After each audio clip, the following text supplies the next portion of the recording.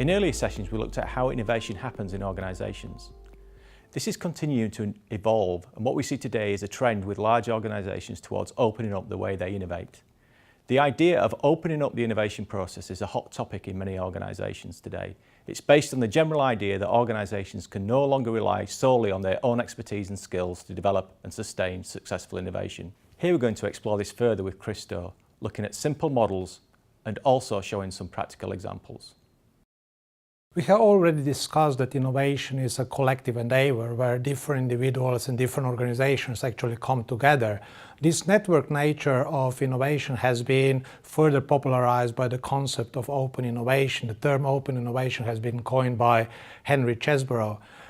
He suggested a couple of ideas that companies actually have to be mindful that the knowledge can come from outside. So it's always possible to acquire the knowledge from outside in order to support internal innovation processes. What is perhaps even more original in his proposal is his argument that big technology-intensive organizations will very likely produce more intellectual property that they can commercialize through their strategies and their business models. So this is why they should think carefully how to use this intellectual property that they don't commercialize through the existing business model, and they should think about licensing IP or spinning out the companies. In a nutshell, the idea about open innovation, of course, is that not all smart people actually work for your company.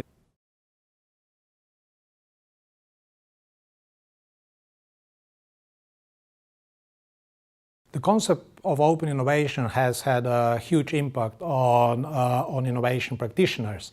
But what we have seen that different companies and different innovation managers interpret the concept of open innovation slightly differently. Original approach, of course, is that the market for intellectual property exists and the companies are challenged whether to acquire IP from external sources or to find a way to commercialize their internal IP. The companies, however, very often refer to open innovation in a slightly different context. For some companies, they use open innovation as almost umbrella term for every sort of collaboration they are doing. So, for example, collaboration with university, collaboration with small enterprises, everything fits under the umbrella of open innovation. Very often, and increasingly so, what we see that the companies refer to open innovation projects as to those projects where intellectual property is not that sensitive, or in the project where they don't quite know where the intellectual property is going to come from. At the end of the day, what is now also quite timely when we talk about open innovation are the different concepts of crowdsourcing, which assume that the capacity for problem solving is widely distributed and we can access with help from information technology expertise of the crowd.